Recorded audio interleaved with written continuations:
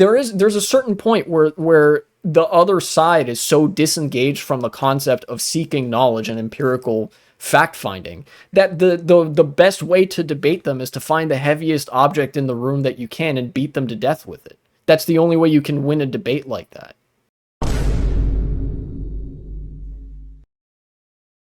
I saw it had been brought to my attention a few times as well.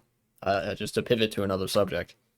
Mehdi Hasan went on Jubilee. I will not be watching that, and I'm going to explain exactly why I'm not going to be watching that. You guys remember how I reacted to Sam Cedar going on Jubilee? Because I think Sam Cedar is great. He's extremely handsome. You know, any excuse to watch more of him, right? And you remember how poorly that went for my brain cells because of how monumentally stupid, dishonest, and like profoundly dysfunctional all the conservatives were that were there. In addition to the fact that at least one or two of the people that were debating Sam Cedar there were on the Jubilee payroll and stuff like that. Jubilee is a dishonest, you know, far-right propaganda onboarding machine that takes left-leaning people of renown and debases them to the level of platforming random no-name like conservative social media wannabes so that they can have an illustrious grifty career on the right and you know, they produce some shit at the content mill that gets liberals and lefties mostly saying, wow, look how dumb these conservatives are. And as a result, the conservative movement gets stronger and more legitimized in the eyes of certain institutions. And the left, it gets reified in how dumb and evil conservatives are, which doesn't really move the needle for the left in any way.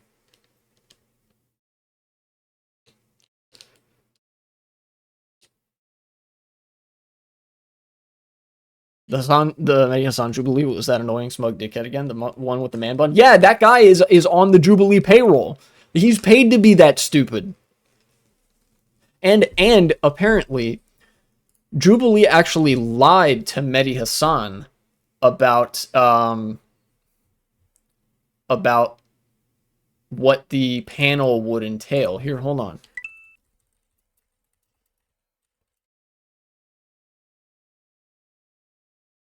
Let me see if I can find this. He's probably paid to be the token queer Republican. Oh, 100% he is.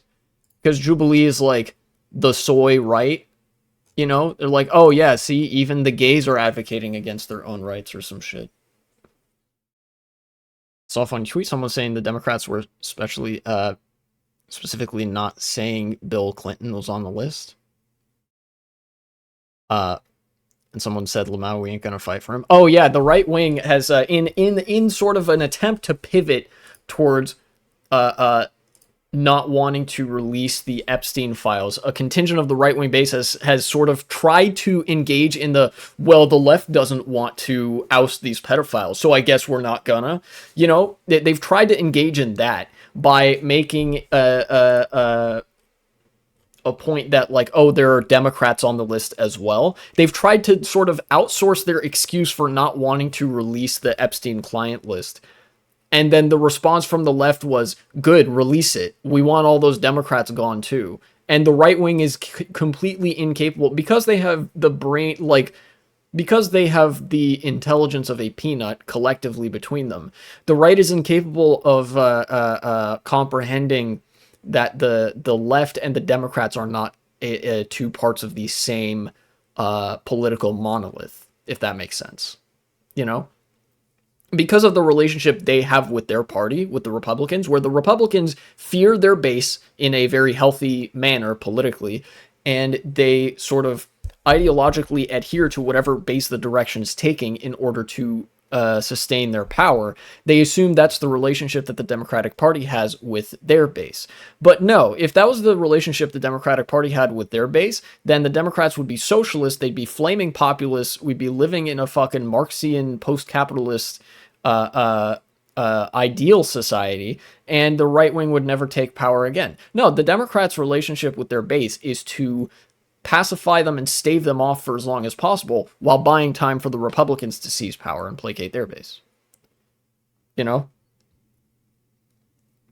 Democrats effectively, their job is to help the Republican Party, and the Republican Party's job is to prevent their base from killing them, which means acquiescing to ideological pressure from their base and from donors. See the guy who said he was a fascist and got fired at his job? Yeah, I did see that. I'm trying. I'll find the tweet. I think I liked the tweet. Let me check this out.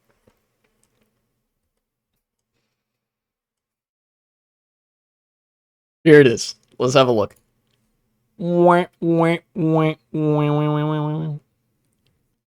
Behold, the face of Jubilee. This fucking retard right here. The soy-faced fascist guy who lost a debate to Mehdi Hasan just lost his job too. Oh yeah, this was the guy that hemmed and hawed over how much persecution the Jews faced in Nazi Germany. I remember seeing a clip or two from the surrounded panel with Mehdi Hasan, and they were talking about like, well, he said like, oh, I'm fascist. And then Mehdi Hasan, of course, started asking questions about the Holocaust in Nazi Germany. And I think he was asked, did were Jews persecuted in Germany? And he was like, yeah, there was a little bit of persecution or something like that. And I was like, great, this guy is actually like a Holocaust supporter. We're at the point where they're low-key going in. Nazi Germany wasn't so bad, you know? Oh, yeah, for sure. They're trying to normalize that position. Because if you can normalize that, you can normalize fucking anything. But like I said on the other Jubilee React video, like I will say here, Jubilee doesn't just pick random right-wingers off the streets. If they picked the random right-wingers off the streets, they would get destroyed in a way that would be like really not entertaining, and in a way that would actually hurt the right-wing coalition. You know, if you got random like MAGA Trump supporters and put them in a room with Mehdi Hasan, they would be less capable of debating in bad faith and sort of confounding the flow of the conversation than somebody like this. You know, effectively they would lose, and they would lose with enough grace to acknowledge that Mehdi Hasan is making some kind of reasonable point and potentially even be moved over. Because, you know, the tendencies of the median voter politically are very ill-defined and very inconsistent, very incoherent, right? They are pliable to media messaging, to propaganda, and to certain arguments when you get them one-on-one. You know, if you're, you know, I don't know. Does that make sense? People like this are paid to have their opinions, or have a financial interest in espousing the most radical and insane version of the thing that they believe. So they're obviously not going to stop doing that when confronted. In fact, if anything, they would double down. This guy, like, 50-50 bet on whether this guy actually believes in anything, you know? Basically, these people are all soy and they're fascist for content. Whereas your average person is fascist just because of how incoherent they are. If you guys can somebody take to Twitter and try to find, I think it's either a tweet or like a reply to something that happened immediately after the Jubilee Surrounded panel with Mehdi Hasan, where they were like, why would Mehdi Hasan do this? You know, why would he go on Jubilee? This shit is never productive. And he was like, yeah, if I had known this was what it was going to be, I wouldn't have done that, but they lied to me. You know, I thought it was going to be like basically other public figures, like well-established public figures and stuff like that. But it was like grifter nobodies, right?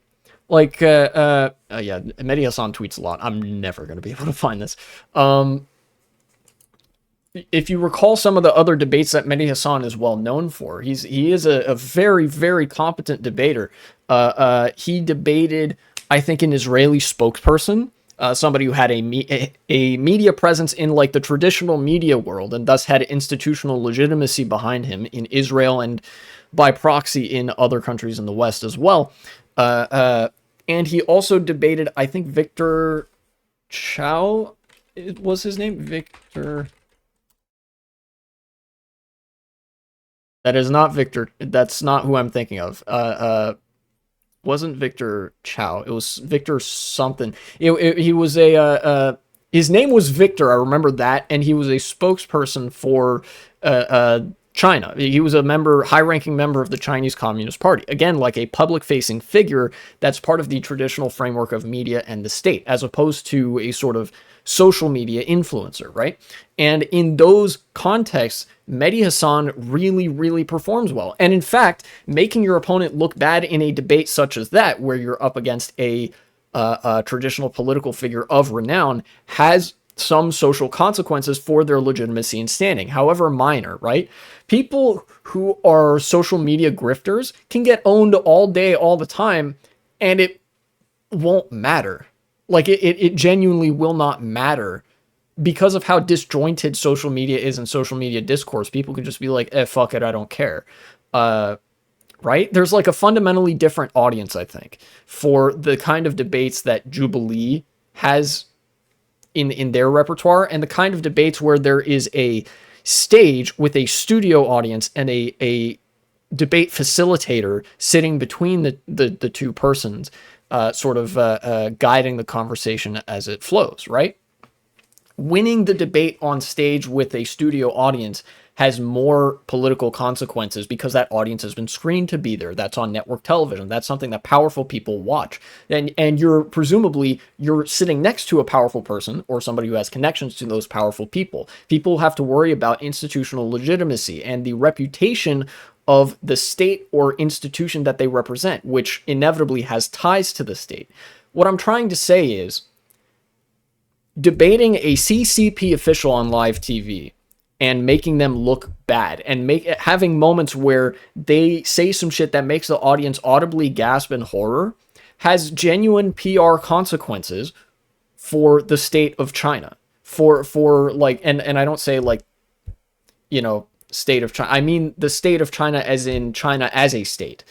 And you know, for the CCP.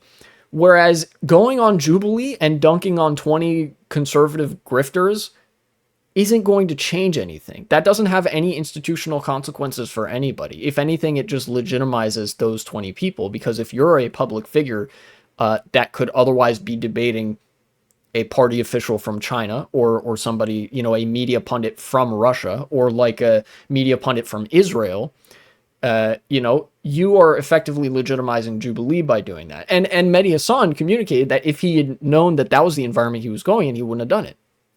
Hello, Gotron. Welcome back. Does that make sense?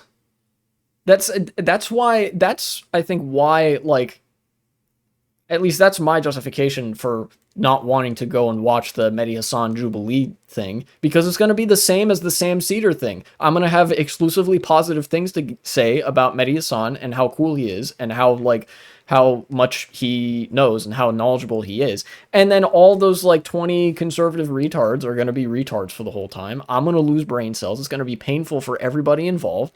We'll all be like worse off for it. But they get legitimized because they have Jubilee behind them, and some of them are even on Jubilee's payroll. Reminds me of the Dr. Mike Jubilee. He eventually just got to a point of, how the fuck am I even supposed to respond to this anymore? Yeah, and I think that actually speaks to the kind of toxic politics that Jubilee trucks and barters in, because think about the Dr. Mike Jubilee panel. Dr. Mike being a health expert of sorts. You know, I don't remember what exactly he's an expert in, but he does have an MD. He is a doctor. He's qualified to talk about these subjects, at least in whatever capacity he's familiar, right? They put a doctor in the room with 20 anti-vaxxers, and they were like, all right, great, debate time. Which fundamentally legitimizes the anti-vax position by presenting it as, all right, here's this cool debate event where we have a doctor debate against 20 anti-vaxxers. By insinuating that one anti-vaxxer position is even 1/20th the value of a medical expert, you are legitimizing the worst of the two positions. Not everyone's priority is morals. Yeah, well, that's what I'm getting at. Jubilee is purely interested in that bag, and they are willing to make the world worse to do it. And each time they have conservatives on there, they are inviting however many conservatives that have the same leaning, that don't care about the state of the world, just care about the bag, and are willing to make it worse in so doing. And when Jubilee gets 20 left-leaning people on there, they do pick people from the street. And even when you put random lefties from on the street up against Jordan Peterson, like acclaimed intellectual titan of the far right, he gets dog walked, and Jubilee literally has to change the title and premise of the video to make him look better. Like, the right wing is so profoundly unintelligent that the only thing you like accomplish by you know, having this debate format is legitimizing them. Something you can't debate because it's wrong. Yeah, it like there's a certain point where the other side is so disengaged from the concept of seeking knowledge and empirical fact-finding that the best way to debate them is to find the heaviest object in the room that you can and beat them to death with it. That's the only way you can win a debate like that. They're just like they're not playing with a full deck, you know? It's like you're playing poker and they've brought fucking Magic the Gathering cards. How do you win? You set their deck of cards on fire. They're clearly not engaging. Why should you?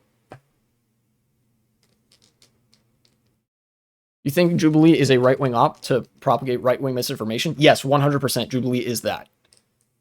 It doesn't matter what their mission statement is or how they see themselves. That is how they function. That's what they are. Thanks for watching, and support the channel if you would be so kind.